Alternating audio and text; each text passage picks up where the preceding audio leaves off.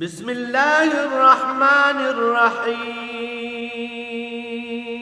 الرحمن علم القرآن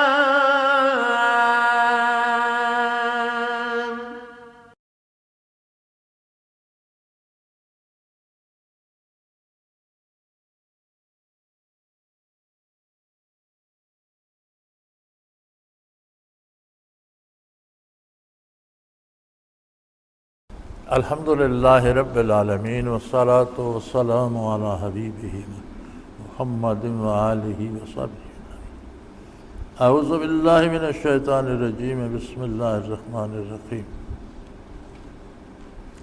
وآت ذا القربى حقہ والمسکین وابن السبیل ولا تبذر تبذیرا ان المبذرین کانوا اخوان الشیاطین وکان الشیطان لربہ کفورا اما تورزن عنہم ابتغاء رحمت من ربک ترجوها فقل لهم قولا میسورا ولا تجعل یدک مغلولة الی عنقک ولا تبسطها کل البسط فتقعد ملوما محسورا ان ربک یبسط الرزق لمن یشاء ویقدر انہ کان بعبادہ خبیرا بصیرا اللہم سبحانک لا علم لنا الا ما علمتنا انک انت العلیم الحکیم مولا یا صلی وسلم دائما ابدا علی حبیبک خیر الخلق کلہم۔ انسان پر سب سے مقدم حق اللہ کا ہے جو اس کا واحد خالق مالک رازق پروردگار ہے، ہمیشہ اس کی تربیت کر رہا ہے۔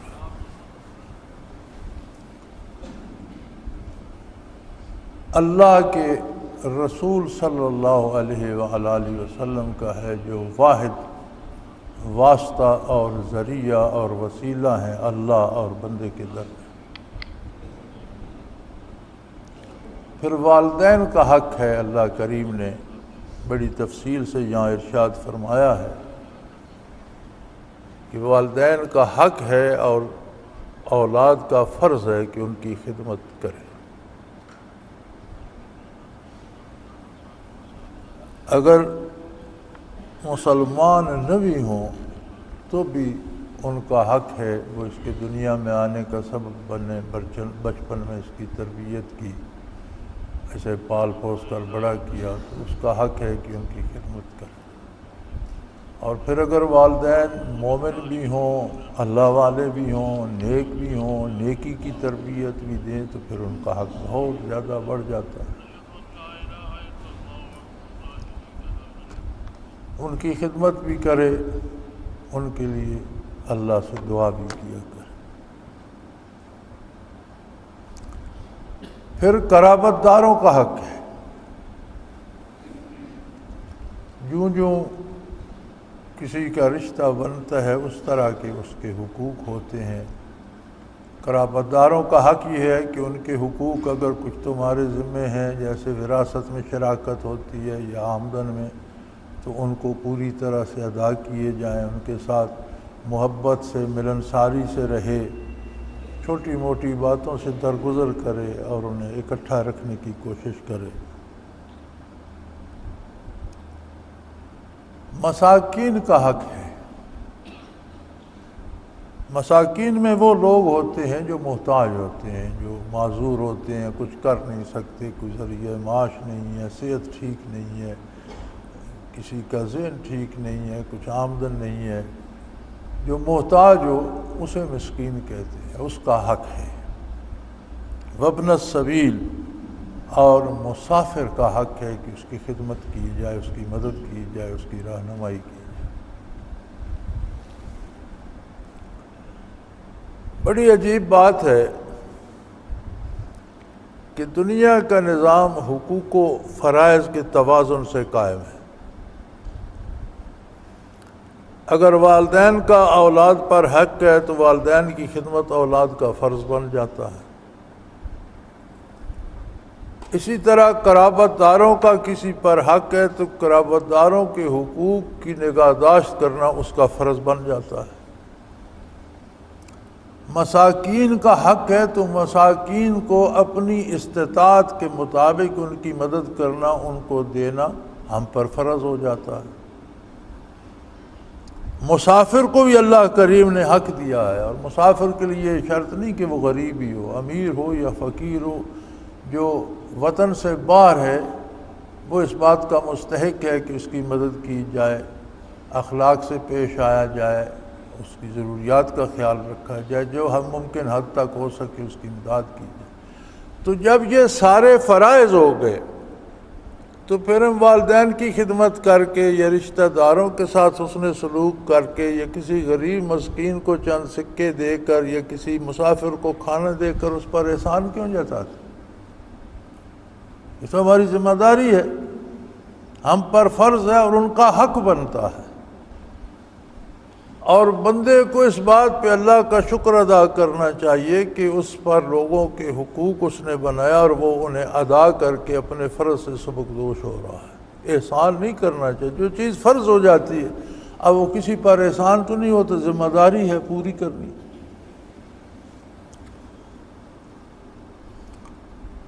لیکن اسلام میں اعتدال ہے، ہر معاملے میں اعتدال ہے۔ اب یہ معاملات جو ہیں یہ مالیات کے ہیں، ان میں بھی اعتدال ہے۔ فرمایا والدین کی خدمت کرو، عزیزوں اور رشتہ داروں کی نگہداشت کرو، غریب و مساکین کی امداد کرو، مسافر اور غریب الوطن کی مدد کرو۔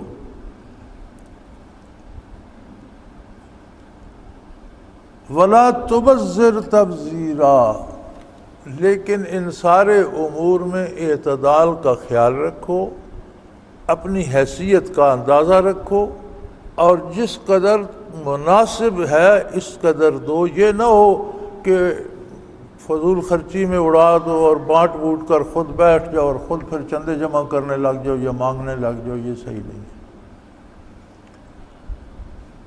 تبذیر کہتے ہیں ضرورت سے زیادہ خرچ کرنے، جہاں ضرورت نہ ہو وہاں خرچ کرنے کو تبذیر کہتے ہیں، اور جہاں ضرورت ہو وہاں ضرورت کے مطابق خرچ کیا جائے، اگر اس سے زیادہ کیا جائے تو اسے اسراف کہتے ہیں۔ اسراف ہوتا ہے فضول خرچی، یعنی ایک کام 100 روپے میں یا 500 روپے میں ہو سکتا ہے، آپ وہی کام 5000 میں کراتے ہیں تو یہ اسراف ہو جائے گا، فضول خرچی ہو جائے گی۔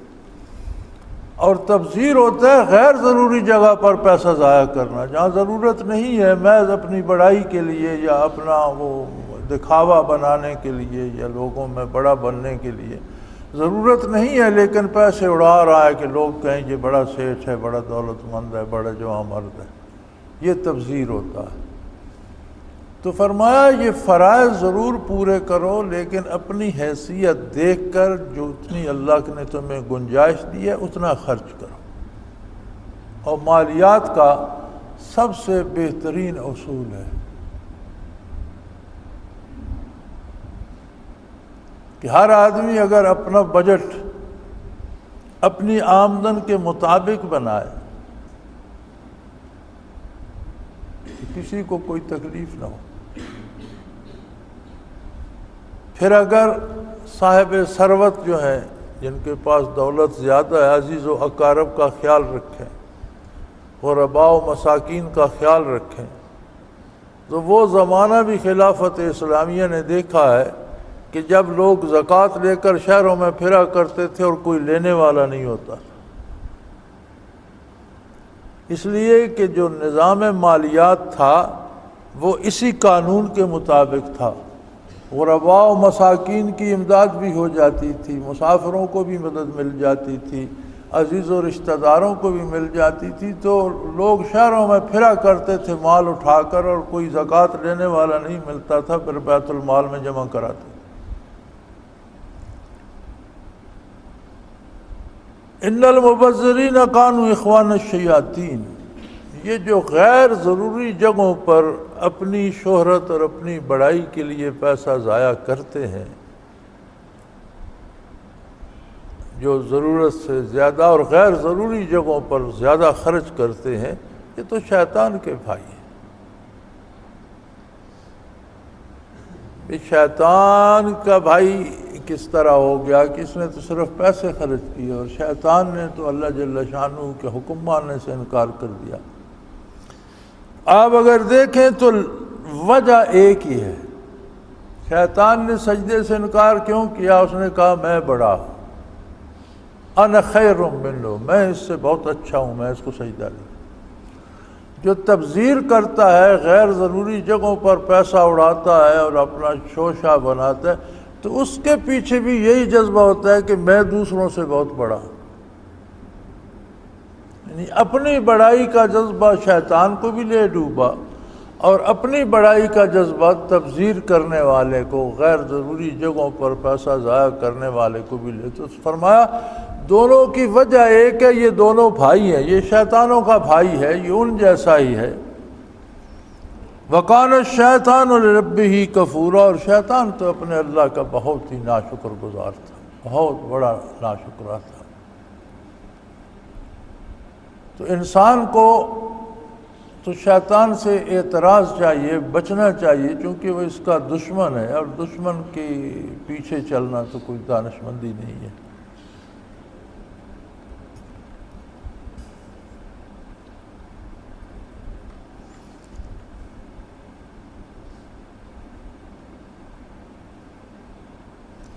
وَإِمَّا تُعْرِضَنَّ عَنْهُمُ ابْتِغَاءَ رَحْمَةٍ مِّن رَّبِّكَ تَرْجُوهَا فَقُل لَّهُمْ قَوْلًا مَّيْسُورًا، اور اگر تمہارا حال ایسا ہے کہ تم کسی کو کچھ دینے کے قابل نہیں ہو، رشتہ داروں کو کچھ نہیں دے سکتے، غریب مسکین کو کچھ دے نہیں سکتے، خود جد و جہد کر رہے ہو کہ اپنا صبح و شام کا گزارا ہو جائے، اور اللہ کے کرم کے انتظار میں ہو اور امید رکھتے ہو کہ اللہ فراخی دے دے، تو پھر کم از کم ان سے جو بات کرو وہ تو میٹھے انداز میں۔ اگر تم پر تنگ دستی ہے، یہ من جانب اللہ، دن پھرتے رہتے ہیں، فراخی بھی آ جاتی ہے، تنگی بھی آ جاتی ہے، صحت بھی آ جاتی ہے، بیماری بھی آ جاتی ہے۔ وقت تلک الایام نداولها بین الناس، دن پھرتے رہتے ہیں۔ تو اگر تم پر تنگ دستی ہے یا تم کسی کو کچھ دینے کے قابل نہیں ہو، تو کم از کم بات تو پیار سے کرو اور اچھے طریقے سے انہیں رخصت کر دو، معذرت کر لو، لیکن اچھے طریقے سے، جھڑکو نہیں، ناراض نہ ہو، گھبراؤ نہیں۔ وَلَا تَجْعَلْ يَدَكَ مَغْلُولَةً إِلَىٰ عُنُقِكَ وَلَا تَبْسُطْهَا كُلَّ الْبَسْطِ فَتَقْعُدَ مَلُومًا مَحْسُورًا۔ فرمایا قانون یہ ہے کہ اتنے سخت اور اتنے بخیل نہ ہو جاؤ کہ جیسے ہاتھ گردن سے بندھے ہوئے ہیں، تم کچھ خرچ کر ہی نہیں سکتے، پیسے جمع کرتے رہو اور زکوٰۃ بھی نہ دو، صدقات بھی نہ دو، کسی کی مدد بھی نہ کرو، یہ بھی صحیح نہیں ہے۔ اور نہ یہ صحیح ہے کہ تبسطا کل البسط، کہ ہاتھ بالکل ہی چھو، جدھر آئے جہاں آئے پیسہ اڑاتے جاؤ، یہ دونوں کام غلط ہیں۔ جہاں بھی حد سے تجاوز کرو گے وہ کام غلط ہو جائے۔ اگر اللہ نے دیا ہے تو اسے روکو نہیں، اس کی مناسب تقسیم کرو، خود اپنے لیے کتنا چاہیے، بچوں کے لیے کتنا چاہیے، کتنا تم رشتہ داروں میں دے سکتے ہو، کتنا تم غرباء مساکین میں دے سکتے ہو، اس کا ایک باقاعدہ بجٹ اور اندازہ ہونا چاہیے۔ نہ یہ ہو کہ بالکل ہاتھ کھینچ لیا اور بچے بھی بھوکے بیٹھ رہے ہیں اور انہیں بھی نہ دیا اور پیسے جمع کرتے، نہ یہ ہو کہ بالکل پیسے اڑانا شروع کر دو۔ تو حد سے تجاوز دونوں طرف زیادتی ہے، غلطی ہے، دونوں طرف غلط ہے۔ حد سے تجاوز نہ کرو، نہ تو بالکل اس طرح روکو جیسے کسی نے تمہارے ہاتھ گردن سے باندھ دیے، اور نہ اس طرح کرو جیسے بالکل تم لٹانے پہ آ گئے۔ اگر ایسا کرو گے تو نتیجہ یہ ہوگا فَتَقْعُدَ مَلُومًا مَحْسُورًا، پھر تم خالی ہاتھ ہو کر، الزام خوردہ ہو کر بیٹھو۔ اگر اتنے بخیل ہو جاؤ گے کہ اولاد کی بھی صحیح تربیت نہیں کرو تو وہ بھی تم پر الزام دیں گے کہ یہ ہمارا باپ بڑا بخیل تھا، اس نے ہماری تعلیم پہ بھی خرچ نہیں کیا، ہماری تربیت صحیح نہیں کی، ہمیں کھانا صحیح نہیں ملتا تھا، ہمارا لباس صحیح نہیں تھا۔ اور اگر اڑا دو گے تو پھر بھی ساری دنیا تم پر الزام دھرے گی کہ اس کو اللہ نے پیسے تو دیے تھے، اس نے تو اڑا دیے فضول خرچی میں اور نشے پیتا رہا اور بوتلیں پیتا رہا اور اڑاتا رہا اور آج مانگتا پھرتا ہے اور آج خود محتاج ہو گیا، تو دونوں طرح سے الزام بھی تم پر آئے گا اور مجبور اور خالی ہاتھ ہو کر بیٹھو۔ لہذا اعتدال کو ہاتھ سے نہ جانے دو، جتنی حیثیت ہے اس کے مطابق مناسب جائز تقسیم کرو، کہ اتنے پیسے بچوں کے لیے گھر کے لیے چاہیے، اتنے اپنی ذات کے لیے چاہیے، اتنے میں 5 10 15 رشتہ داروں کو دے سکتا ہوں، اتنے غرباء کو دے سکتا ہوں، اتنے مسافر کو دے سکتا ہوں، تو اس کے مطابق کرو۔ ان ربک یبسط الرزق لمن یشاء ویقدر انہ کان بعبادہ خبیرا بصیرا۔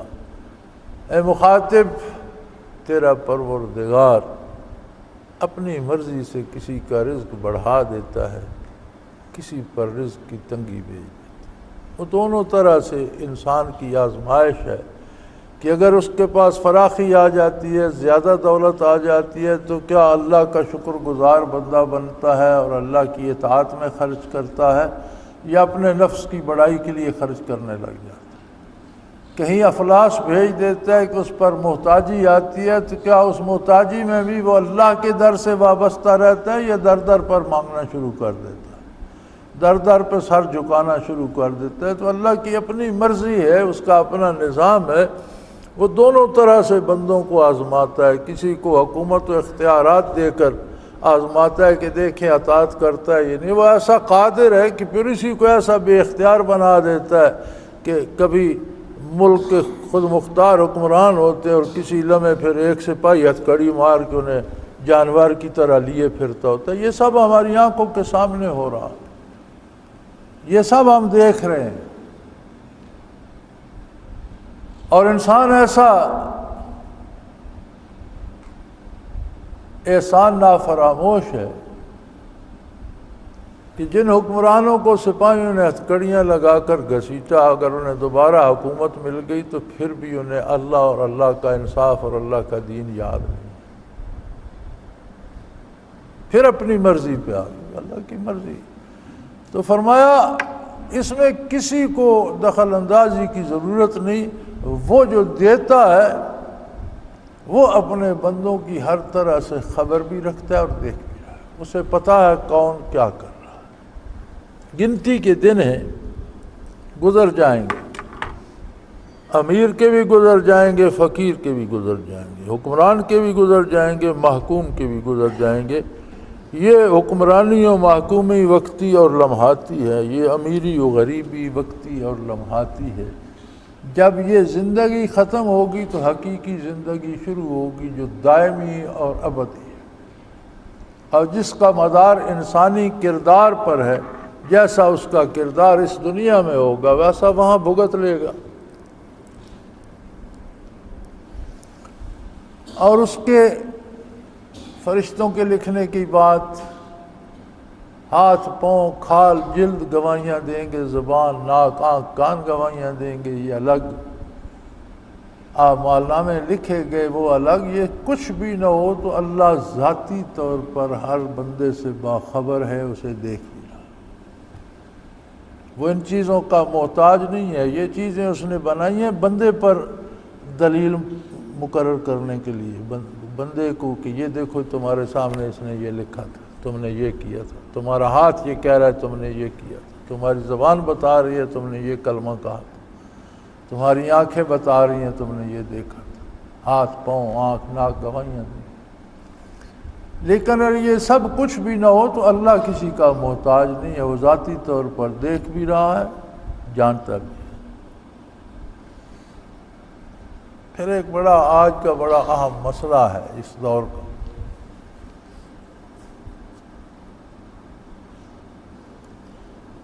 فرمایا وَلَا تَقْتُلُوا أَوْلَادَكُمْ خَشْيَةَ إِمْلَاقٍ نَحْنُ نَرْزُقُهُمْ وَإِيَّاكُمْ إِنَّ قَتْلَهُمْ كَانَ خِطْئًا كَبِيرًا۔ اپنی اولادوں کو مفلسی کے خوف سے قتل نہ کرو،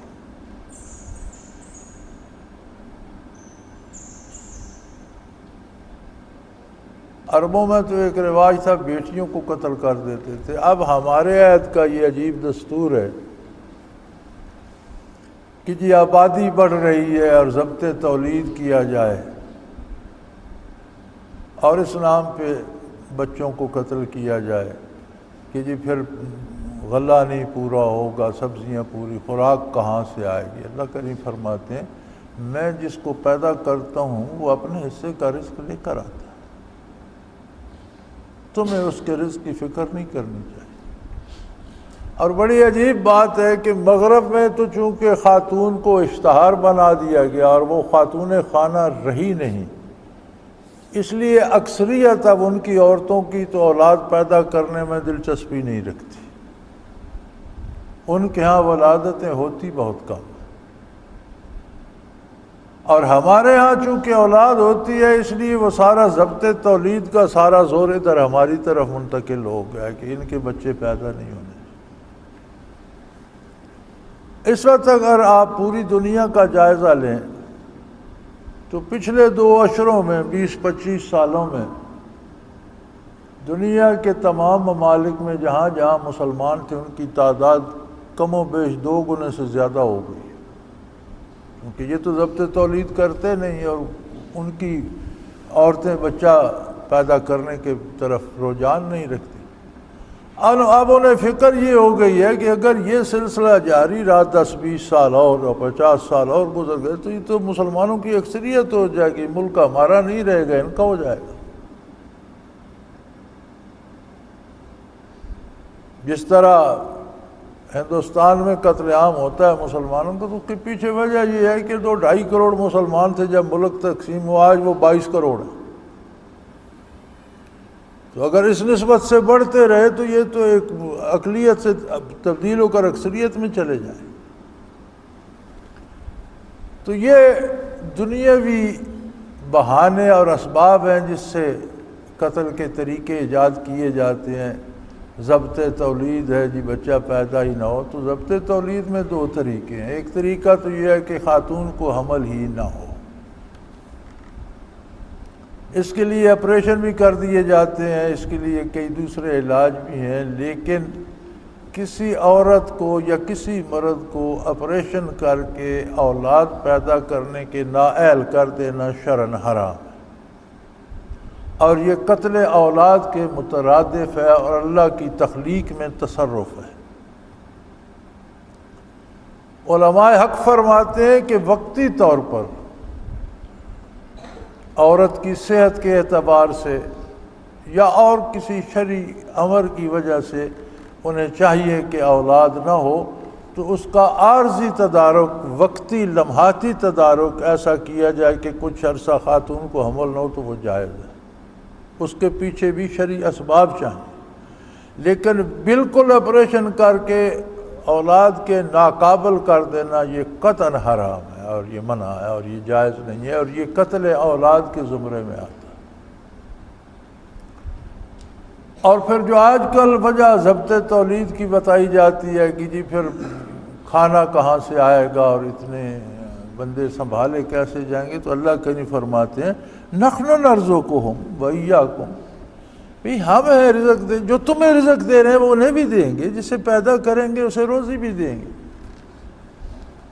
اور یہ بڑی عجیب بات ہے، ہم نے اپنے سامنے گاؤں میں ایسے لوگ دیکھے جو بڑے کمزور، بڑے غریب اور انتہائی مفلس تھے، جب ان کے 8-8 10-10 بیٹے ہو گئے اور وہ کاروبار اور روزگار پہ لگ گئے تو آج کل وہ گاؤں کے رئیس اور چودھری بنے۔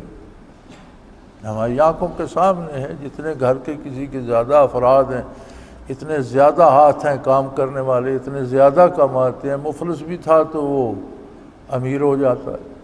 تو اللہ کریم ہر ایک کو جس کو پیدا فرماتا ہے اس کا رزق اس کے ساتھ بھیجتا ہے، اور فرمایا تمہیں بھی تو روزی دے رہے ہیں، جسے پیدا کریں گے اسے بھی روزی دیں گے۔ نحن نرزقکم وإیاکم، ہم رزق دیں گے انہیں، تمہیں بھی دے رہے ہیں۔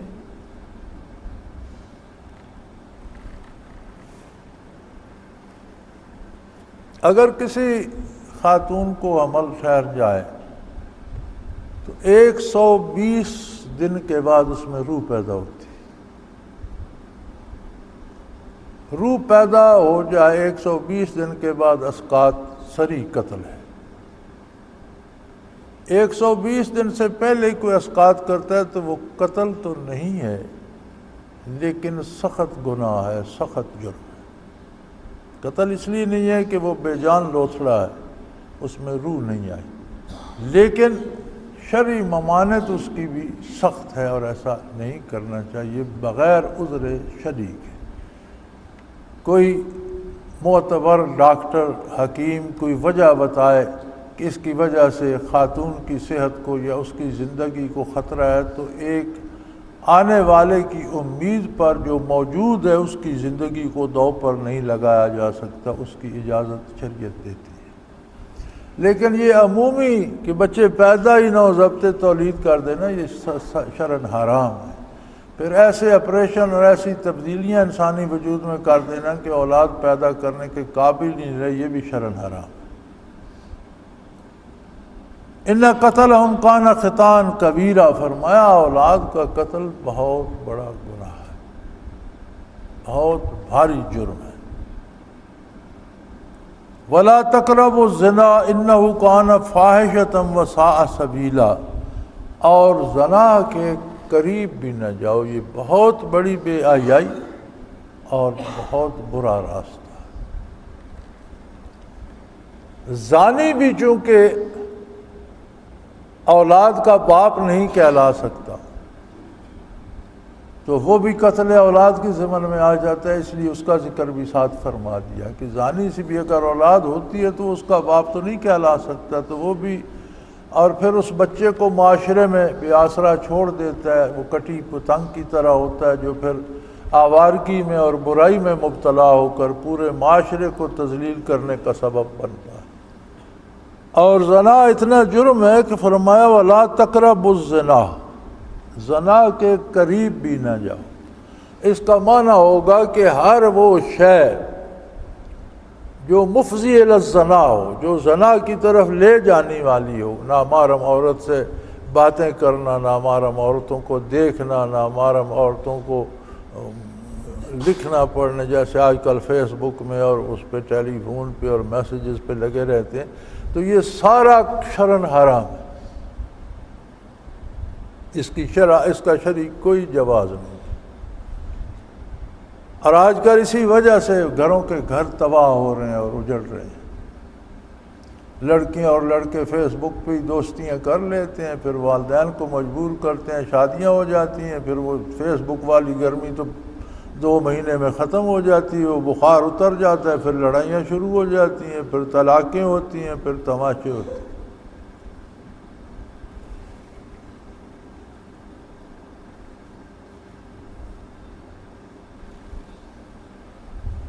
اگلے دن بھی ایک ای میل تھی جی کو وہ بچی نے فیس بک پہ دوستی کر کے تو ایک شیعہ سے شادی کر لی، تو اب اس نے شاید اسے طلاق دے دی ہے، تو طلاق کیسے ہوتی ہے، کیا ہوتا ہے؟ تو میں نے کہا بھائی جب اس نے شیعہ سے شادی کی ہماری طرف سے تو بری ہو گئی، اب شیعہ علماء سے پوچھو کیسے ہوتی ہے، کیسے، جنہوں نے نکاح پڑھا ہے انہیں طلاق کا بھی پتہ ہو۔ ہمارے نزدیک تو شیعہ سنی کا نکاح منعقد ہی نہیں ہوتا، جب نکاح ہی نہیں ہوتا تو طلاق کہاں سے آئے؟ اور شیعہ کی فقہ میں بھی ہے، دیوبندیوں کی فقہ میں بھی ہے، بریلویوں کی فقہ میں بھی ہے کہ شیعہ سنی کا نکاح منعقد نہیں ہوتا۔ شیعہ بھی اس بات کو نہیں مانتے کہ شیعہ اور سنی کا نکاح ہو سکتا ہے، لیکن تم لوگوں نے کر لیا تو اب بھگتو، اب سمراٹ بھگت رہے ہیں، اب آپ راستہ بتائیں۔ میں نے کہا جی ہم کیا بتائیں، جدھر گھس گئے ہو راستہ بھی انہیں سے پوچھو، آپ کو وہی راستہ بتائیں۔ تو اللہ کریم نے ان چیزوں کو حرام فرمایا، اسلام نے ان چیزوں کو سختی سے منع کر دیا ہے۔ وَلَا تَقْتُلُوا النَّفْسَ الَّتِي حَرَمَ اللَّهُ إِلَّا بِالْحَقِّ، اور کسی جان کو جس کا قتل اللہ نے منع کر دیا اسے قتل نہ کرو، الا بالحق، ہاں سوائے اس کے کہ اللہ کی طرف سے اس کے قتل کی اجازت ہو، جیسے کسی کو قصاص میں قتل کیا جاتا ہے یا جہاد میں مقابل کو قتل کیا جاتا ہے، تو جہاں اللہ کی طرف سے قتال کی اجازت ہو، حق کے ساتھ انصاف کے ساتھ کیا جائے وہ درست ہے۔ جہاد میں بھی زیادتی کرنے کی اجازت نہیں ہے۔ جہاد میں بھی پابندیاں ہیں کہ جو تلوار نہیں اٹھاتا اسے قتل نہیں کرو گے، بوڑھے بچوں عورتوں کو قتل نہیں کیا جائے گا، جو عبادت خانوں میں بیٹھے ہیں انہیں نہیں چھیڑا جائے گا، فصلیں نہیں اجاڑی جائیں گی، درخت نہیں کاٹے جائیں گے، پانی خراب نہیں کیے جائیں گے، ان میں زہر وہر نہیں ملایا جائے گا، گھر نہیں جلائے جائیں گے۔ وہ قتل ہوں گے جو مقابلے میں لڑتے ہیں، وہ قتل ہوتے ہیں تو ٹھیک۔ تو ناروا، جب تم کسی کو زندگی دے نہیں سکتے تو تمہیں زندگی چھیننے کا اختیار بھی نہیں۔ جو زندگی دیتا ہے اسی کا حق ہے کہ وہ زندگی واپس لے لے۔ تو جس کے قتل کا حکم اللہ کریم دے اس کا قتل جائز ہے، ورنہ کسی کا قتل جائز نہیں ہے۔ وَمَنْ قُتِلَ مَظْلُومًا فَقَدْ جَعَلْنَا لِوَلِيِّهِ سُلْطَانًا فَلَا يُسْرِفْ فِي الْقَتْلِ إِنَّهُ كَانَ مَنْصُورًا، اور جو ظلماً قتل ہو جائے، زیادتی کر کے جسے قتل کر دیا جائے، اللہ نے اس کے وارثوں کو اختیار دیا ہے، لہذا قتل کرنے میں حد سے نہیں بڑھنا چاہیے، جلد بازی نہیں کرنا چاہیے۔ مقتول کے ورثاء کو اللہ کریم نے اختیار دیا ہے، اور اللہ کی طرف سے مقتول کے وارثوں کی مدد کی گئی ہے، لہذا قتل کرنے میں حد سے تجاوز نہیں کرنا چاہیے، جلد بازی نہیں کرنی چاہیے، پوری تحقیق و تفتیش اور شہادت اور شرعی قاعدے کے مطابق ہونا چاہیے، ورنہ اس کے ورثاء کو اللہ نے اجازت دی ہے، وہ اسے سزا میں بدلے میں قتل کرنا چاہیں، قصاص لینا چاہیں تو عدالت یا حکومت اسے قتل کرے گی، اگر وہ دیت لینا چاہیں تو یہ ان کی مرضی ہے کہ معاوضہ لے کر اسے چھوڑ دیں، فی سبیل اللہ معاف کر دیں، تو یہ ورثاء کا حق ہے۔ حضرت علی رضی اللہ تعالیٰ عنہ تشریف فرما تھے، ایک صحابی ساتھ بیٹھے تھے، مجھے ان کا نام نامی اس وقت یاد نہیں، اس آیہ کریمہ، یہ آیہ کریمہ نظر سے گزری، قرآن کریم کا مطالعہ فرما رہے تھے، تلاوت فرما رہے تھے، تو انہوں نے فرمایا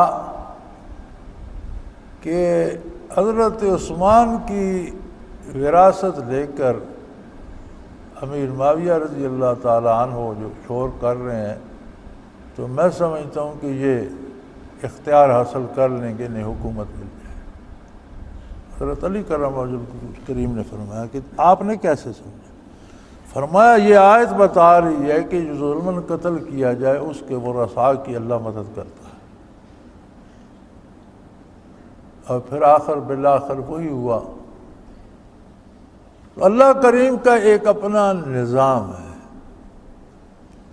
کسی کو بھی مجرم بھی اگر قتل ہوتا ہے تو کسی کے قتل پر خوش نہیں ہونا چاہیے، عبرت حاصل کرنا چاہیے کہ اللہ کریم مجھے ایسے امور سے پناہ میں رکھیں کہ جن کا نتیجہ یہ ہو۔ تو کسی کے قتل پہ بھی خوش نہیں ہونا چاہیے، اور دوستی اور دشمنی کی بھی حدود ہیں، انہیں ایک حد کے اندر رکھنا چاہیے، اور اگر کوئی ظلماً قتل ہو جاتا ہے تو فرمایا اللہ اس کے وارثوں کی مدد فرماتا ہے۔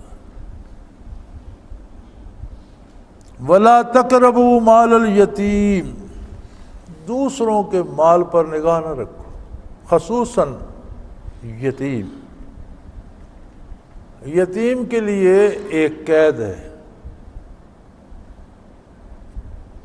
جس طرح مہاجر کے لیے بھی ایک قید ہے کہ جو ہجرت کر کے آیا وہ تو مہاجر ہے، اب اس کی چوتھی نسل بھی کہے میں مہاجر ہوں تو یہ وہ تو یہیں کا پیدا ہوا، یہیں کا رہنے والا ہے، وہ مہاجر کیسے ہے؟ یتیم نابالغ بچہ ہوتا ہے، جب بالغ ہو جائے تو پھر وہ یتیم نہیں رہتا، پھر وہ اپنے معاشرے میں برابر کا شریک ہو جاتا ہے۔ تو یہاں سفید ریش بھی کہتے ہیں میں یتیم ہوں، بھئی یتیم جو ہوتا ہے نابالغ بچہ، بلوغت سے پہلے یتیم ہوتا ہے، اور بلوغت سے پہلے وہ اپنے مال کو تو سنبھال نہیں سکتا، نہ اس کے اختیار میں ہوتا ہے، ورثاء کے اختیار میں ہوتا ہے، تو اس کا مال ہڑپ کرنا مشکل نہیں ہوتا۔ تو فرمایا اگر وہ خود آج اس قابل نہیں کہ اپنے مال کی حفاظت کر سکے یا اپنے مال کی دیکھ بھال کر سکے تو اس کا مال ناجائز طریقے سے مت کھاؤ۔ ولا تقربوا مال الیتیم، اس میں درس یہ ہے کہ کسی کا بھی مال ناجائز طریقے سے نہ کھایا جائے، کوئی طاقتور کسی کمزور کا مال نہ کھائے، کوئی صاحب اقتدار غریبوں کو نہ لوٹے۔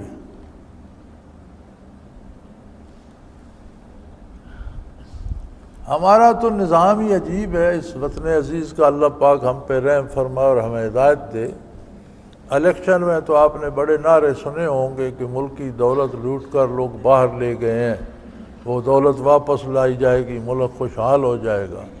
جو نعرے لگاتے تھے جب انہی کے پاس اقتدار آیا تو انہوں نے کہا چھوڑو یار، وہ ان کی بھی ہے رہنے دو، ہماری بھی وہیں پڑی ہے رہنے دو، انہی کو اور نچوڑو۔ پھر سارے ٹیکسز غریب پر ہی لگنے شروع، کوئی دھیلا کوئی ٹکا پار سے نہیں آیا۔ پھر جو چیز 10 روپے کی تھی وہ 50 کو پہنچ گئی، اور دن بدن بڑھائے جا رہے ہیں۔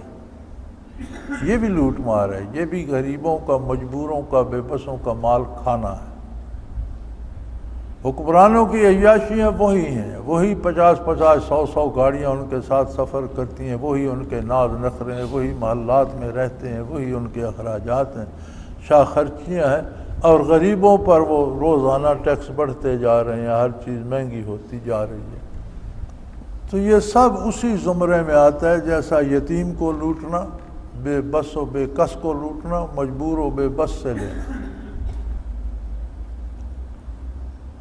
اللہ باللتی ہے یا احسن، ہاں مناسب طریقے سے، جو جائز ہو، جو ضروری ہو اور وہ شرعاً جائز ہو، وہ آپ لے سکتے ہیں۔ حتیٰ یبلغ اشدہ، یہاں تک کہ وہ خود اپنے مال کا وارث بن جائے، مالک بن جائے، اپنی مرضی کا مالک بن جائے، بالغ ہو جائے، اپنی جوانی کو پہنچ جائے۔ وَأَوْفُوا بِالْعَہْدِ، معاہدات کی پاسداری کرو۔ معاہدات میں ایک شرط تو سب سے پہلے ہے کہ خلاف شریعت کوئی معاہدہ کیا نہیں جائے گا۔ اور اگر کوئی معاہدہ ہو گیا اور پتہ نہیں تھا، بعد میں پتہ چلا کہ یہ خلاف شریعت ہے، تو دوسری فریق کو بھی بتا دے اور اسے کالعدم قرار دے، اسے ختم کر۔ جو معاہدے شرعی حدود کے اندر تم کرتے ہو ان کا پاس کرو اور ان کو نبھاؤ۔ جو وعدے کیے ہیں اور جو معاہدات طے کیے ہیں ان کو بالکل ان پر پابندی کرو، اور ایک مسلمان کا حق ہے کہ پوری دیانتداری سے اسے نبھائے، اس لیے کہ ان العہد کان مسئولہ، اس کا بھی سوال ہوگا کہ تم نے دوسرے کے ساتھ معاہدہ کر کے اسے دھوکہ کیوں دیا، یہ معاہدہ کیوں توڑا۔ خلاف شریعت ہے تو کرنا نہیں چاہیے، غلطی سے ہو گیا تو پھر فریق ثانی کو اطلاع دے کے اسے کالعدم قرار دے دو کہ یہ خلاف شریعت ہے، بھئی یہ معاہدہ ختم ہو گیا، اس پر عمل نہیں ہوگا۔ شرعی دائرے کے اندر ہے تو اس پر پوری دیانتداری سے عمل کرو، اس لیے کہ قیامت کو معاہدات، وعدوں، وعید کے بارے پوچھا جائے گا۔ وَأَوْفُوا الْكَيْلَ إِذَا كِلْتُمْ وَزْنُوا بِالْقِسْطَاسِ الْمُسْتَقِيمِ، اور جب تم کسی چیز کا ناپ تول کرتے ہو تو پورا پورا کرو۔ یہ ساری معاشی اصلاحات ہیں۔ قیمت لیتے ہو تو دیانتداری سے جو منڈی کا قیمت ہے وہ حاصل کرو، کسی کی مجبوری سے فائدہ نہ اٹھاؤ۔ مال دیتے ہو تو اس کی جو کوالٹی تم نے دکھائی ہے وہی دو، اس کی تعداد، کوانٹٹی اور کوالٹی دونوں صحیح رکھو، اس کی وہ قسم بھی وہ ہو جو آپ نے دکھائی ہے کہ یہ دوں گا، اور اس کی جو مقدار ہے وہ بھی پوری سیدھی ڈنڈی سے تولو، ڈنڈی نہ مارو۔ بالقسطاس المستقیم، سیدھے ترازو سے سیدھی ڈنڈی رکھ کے تولو، مال میں کمی بیشی نہ کرو۔ اس میں جب ہم ملازمت کرتے ہیں، تنخواہ لیتے ہیں اور کام پورا نہیں کرتے تو یہ بھی ڈنڈی مارنے میں آ جاتا ہے۔ مزدور مزدوری کرتا ہے، مزدوری پوری لیتا ہے، لیکن کام میں سستی، یہ جان بوجھ کر کوتاہی کرتا ہے تو یہ بھی ڈنڈی مارنے میں آ جاتا ہے۔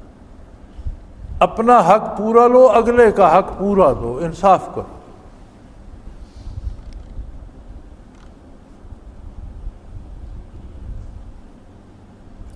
اوفوا الکیل اذا کلتم، جب تم وزن کرتے ہو، ناپ تول کرتے ہو تو پورا پورا کرو. وزنوا بالقسطاس المستقیم، سیدھی ترازو سے تولو. ذالک خیر واحسن تاویلا، یہ بہت اچھی بات ہے اور اس کا انجام بھی، اس کا نتیجہ بھی بہت اچھا ہے. اچھا کرو گے، درست کرو گے تو اس کا نتیجہ بھی صحیح آئے گا، درست آئے گا، مفید آئے گا، منافع بخش آئے گا. پھر معاشرے میں ایک اور بڑی خرابی ہے، بات صرف معاشرے کی نہیں، شرعی مسائل میں بھی لوگوں کے سوال جی کہتے ہیں اس طرح ہے، بھئی کون کہتے ہیں، کہاں کہتے ہیں، یہ کوئی پتہ نہیں. اب یہ کون سی شریعت ہے جی کہتے ہیں اس طرح، سنا ہے اس طرح. اسی طرح دنیوی امور کے فیصلے سنی سنائی باتوں پر نہ کرو. وَلَا تَقْفُ مَا لَيْسَ لَكَ بِهِ علم، جن باتوں کی آپ کو خبر نہیں ہے ان کے پیچھے مت پڑو. انہیں سن کر آپ، ہاں ایک نے آ کر کہہ دیا فلاں بندہ تمہیں گالیاں دے رہا تھا، آپ ڈنڈا لے کر اٹھ دوڑے، نہ پتہ نہ خبر نہ آگاہ، نہ پتہ نہیں اس نے کیوں کہا، کیسے کہا. کوئی بندہ آپ کو کہتا ہے کہ فلاں نے آپ کو برا کہا ہے، تو آپ کو برا تو وہ کہہ رہا ہے جو آپ کے سامنے کہہ رہا ہے. آپ اس سے بات کریں، مجھے تو تم کہہ رہے ہو، اس کی تو میں نے کوئی نہیں سنی، تم سے سن رہا ہوں، مجھے تو بھلا برا تم کہہ رہے ہو. تو فرمایا سنی سنائی باتوں کے پیچھے مت بھاگو، اور جن چیزوں کا حقیقتاً علم نہ ہو ان کے پیچھے مت پڑو، ان کے پیچھے مت جاؤ. اب آپ دیکھ لیجئے کہ معاشرے میں کہاں کہاں خرابی پیدا ہوتی ہے. جب ہم دوسروں کے حق روکتے ہیں، والدین کے، رشتہ داروں کے، عزیزوں کے، غرباء و مساکین کے، مسافروں کے حقوق روکتے ہیں، خرابی پیدا ہوتی ہے. جہاں ہم اعمال و کردار میں بے اعتدالی پیدا کرتے ہیں، اولاد کو قتل کرنے کی کوشش کرتے ہیں، ناجائز زنا کی طرف راغب ہوتے ہیں، پورے معاشرے میں ایک مصیبت پڑ جاتی ہے، خرابی پیدا ہو جاتی ہے. جب ہم لین دین ناپ تول میں خرابی کرتے ہیں، پورے معاشرے میں ایک زلزلہ آتا ہے اور پورے معاشرے کی بنیادیں ہلا دیتا ہے. اور جب ہم سنی سنائی باتوں پر فیصلے کرتے ہیں تو گھروں کے گھر اجڑ جاتے ہیں، خاندانوں کے خاندان تباہ ہو جاتے ہیں. قرآن کریم نے کتنی خوبصورتی سے گھروں، خاندانوں اور معاشرے کی تباہی کی وجوہات کی نشاندہی کر دی ہے، اور کتنی سختی سے ان سب باتوں سے روک دیا ہے، منع کر دیا. لیکن بڑی عجیب بات ہے کہ ہم اللہ کی کتاب اور اس کے احکام کو، رسول اللہ صلی اللہ علیہ وسلم کے ارشادات کو ماننے کی بجائے تاویلیں تراش کرنے میں لگے رہے، بہانے ڈھونڈتے رہتے ہیں کہ اس کا کوئی جواز ملے. آج بھی ایک کسی دوست کا خط تھا، فلاں اسلامی بینک جو ہے وہ اس میں مضاربہ ہے، اور پتہ نہیں 5-6 لکھے ہوئے تھے، فلاں ہے فلاں ہے، تو اس کی آمدن حلال ہے، اس میں بڑے بڑے مفتی کہتے ہیں حلال ہے. میں نے کہا بھائی میں نے زندگی اللہ کا شکر ہے گزر گئی، اور مدت ہو گئی 50 سے بینکوں سے بھی پیسے رکھتا لیتا، اللہ کا احسان ہے آج تک نہ سود لیا ہے نہ بینک سے قرضہ لیا ہے کہ سود دینا پڑے. تو میں تو سود کے حق میں نہیں ہوں، مجھے نہیں پتہ تمہارا بینک کیا کرتا ہے، کیا یہ تو تم پیسے لینے اب سے بات صرف اتنی ہے کہ کوئی کہہ دے سود حلال ہے کھاؤ. کون کہہ دے بھائی؟ بجائے اللہ کے حکم کو ماننے کے اس سے نکلنے کے راستے تلاش کرتے رہتے ہیں. اس کو خط لکھو، اس کو خط لکھو. پھر میرے جیسا بندہ کیوں کہہ دے گا یار تم کسی اور مولوی کو لکھو جو مولوی ہو، فتویٰ فروش ہو، اور وہاں سے فتوے لو. لیکن کیا سود کھائے بغیر تم رہ نہیں سکتے؟ کیسی عجیب بات.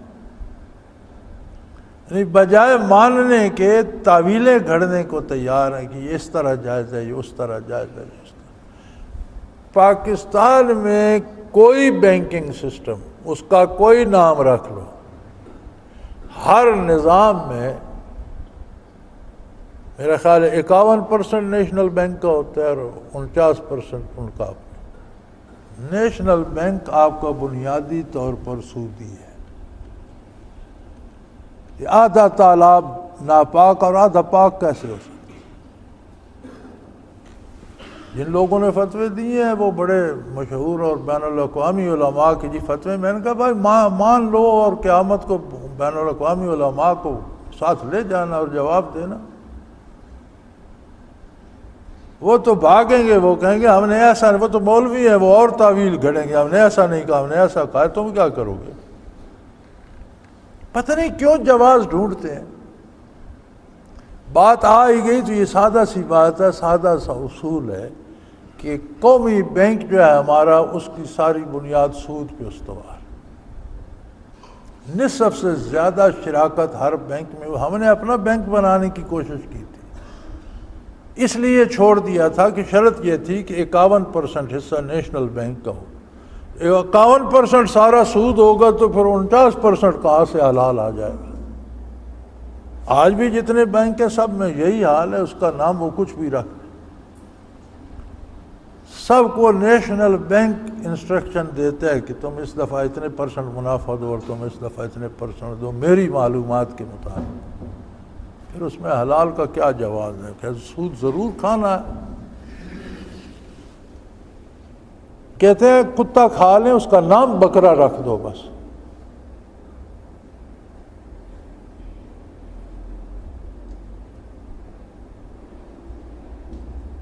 بلا تقف ما لیس لک بہ علم، ایسی باتوں کو پیچھے نہ جاؤ جن کو تم جانتے نہیں ہو۔ ان السمع والبصر والفؤاد کل اولئک کان عنہ مسئولا۔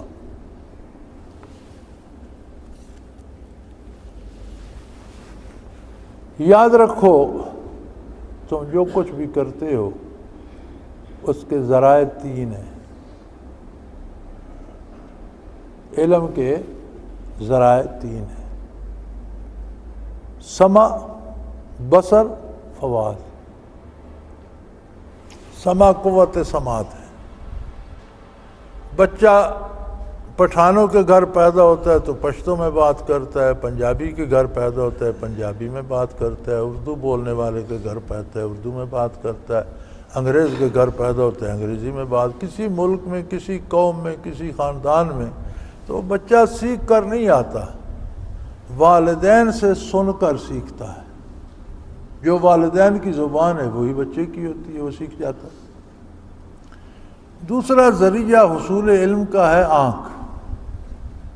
تمام ظاہری علوم کو حاصل کرنے کے یہ صرف 2 ذریعے ہیں، یا آدمی سن کر سیکھتا ہے یا آدمی دیکھ کر سیکھتا ہے۔ ایک اور بات، کتابیں پڑھنا، سیکھنا، لکھنا، پڑھنا، جاننا، یہ لکھنا پڑھنا علم نہیں ہے۔ صحابہ کرام میں کوئی BA، کوئی ماسٹر، کوئی MA، کوئی MPhil نہیں تھا، لکھنا پڑھنا جانتے ہی نہیں تھے۔ انہوں نے جو سیکھا حضور کو دیکھ کر سیکھا، حضور صلی اللہ علیہ وسلم سے سن کر سیکھا۔ ساری دنیا کے علماء جمع ہو جائیں، آج کسی صحابی کا قول آ جائے تو وہاں سر تسلیم خم کر دیتے ہیں کہ یہ صحیح ہے۔ کیا صحابہ ان علماء سے زیادہ پڑھے لکھے تھے؟ نہیں۔ تو یہ پڑھنا لکھنا کیا؟ یہ پڑھنا لکھنا ایک فن ہے کہ جو آپ جانتے ہیں اسے ان ٹیڑھی میڑھی لکیروں میں محفوظ کر دیں، اور جو ان کو پڑھنا جانتا ہے پھر وہ وہاں سے وہ معلومات حاصل کر لے جو آپ کے پاس۔ یہ لکھنا پڑھنا علم نہیں ہے، یہ علم کو محفوظ کرنے کا، آگے منتقل کرنے کا ذریعہ ہے کہ آپ کے پاس جو معلومات ہیں آپ انہیں ایک زبان میں لکھ دیتے ہیں، آپ کے بعد میں آنے والا اس کو پڑھ کر ان معلومات سے باخبر ہو جاتا ہے۔ یہ ہے لکھنا پڑھنا۔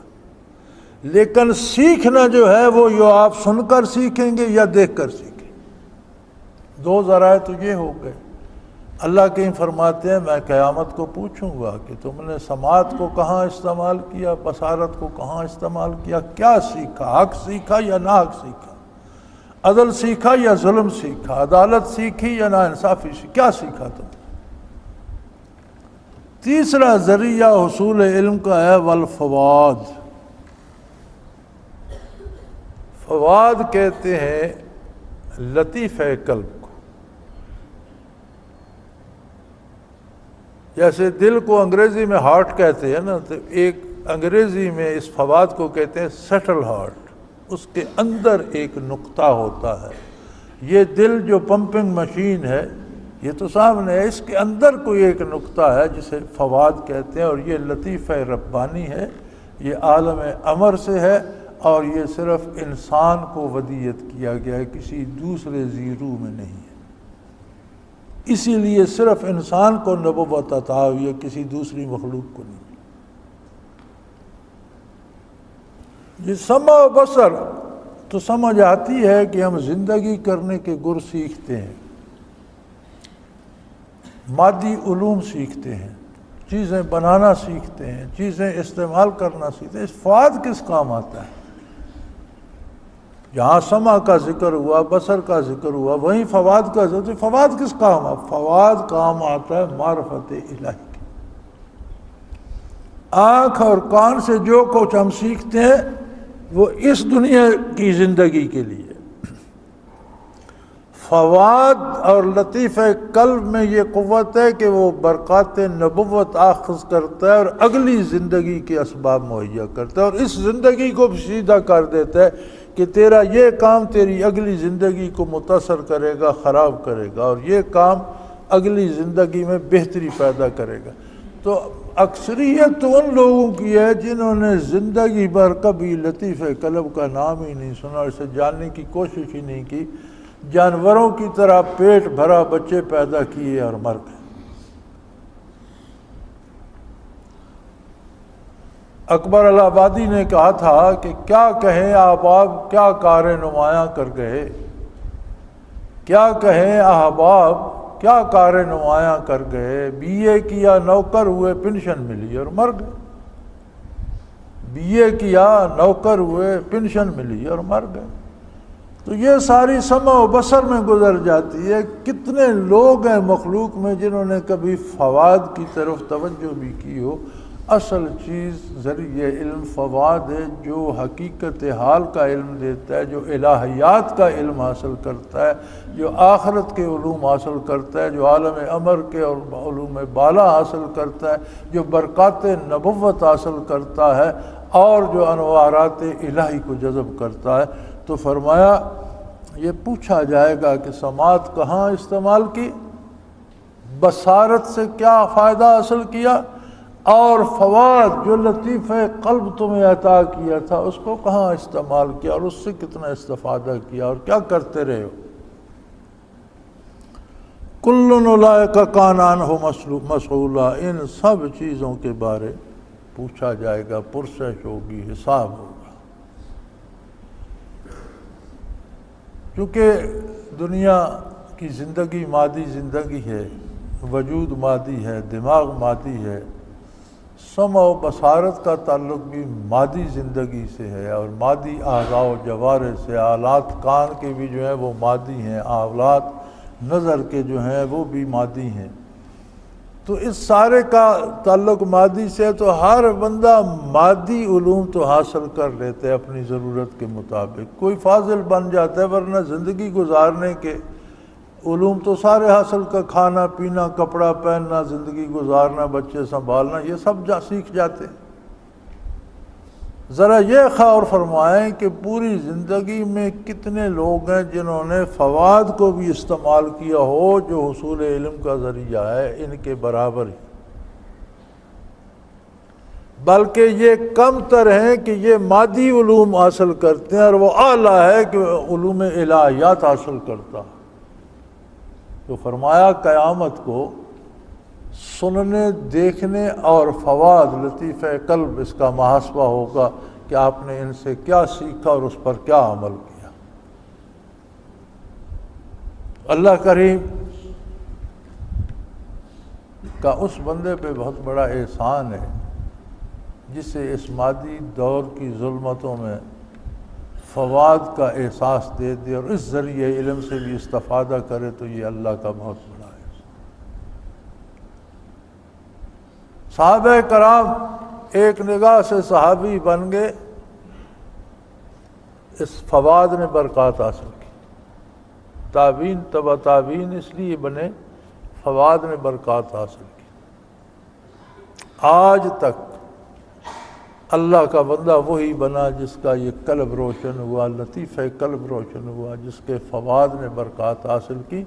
سمع و بصر تو کھانے پینے سونے جاگنے کے ڈھنگ بتاتے ہیں، اس سے آگے نہیں جاتے، اور الہیات کے علوم فواد سے حاصل ہوتے ہیں۔ اور کسی کو زندگی میں اللہ کریم یہ توفیق دے دیں کہ اس کی طرف متوجہ ہو جائے تو یہ اللہ کریم کا بہت بڑا احسان ہے۔ الحمدللہ رب العالمین والصلاۃ والسلام علی حبیبہ محمد۔ اللہ اللہ اللہ اللہ اللہ اللہ اللہ اللہ۔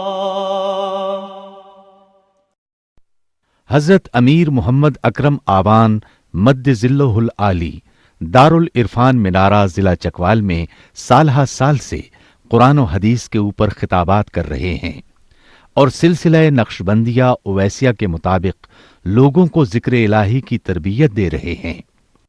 وہ قرآن پاک کی تفسیر ترتیب وار بیان کر رہے ہیں۔ تفسیر قرآن کو وہ موجودہ ملکی اور بین الاقوامی حالات کے مطابق بیان کرتے ہیں۔ موٹر وے سے کلر کہار کے انٹرچینج سے نکلتے ہوئے، کلر کہار کی جھیل سے ہوتے ہوئے میانی، بوچھال اور نور پور سے گزرتے ہوئے دارالعرفان منارہ پہنچ سکتے ہیں۔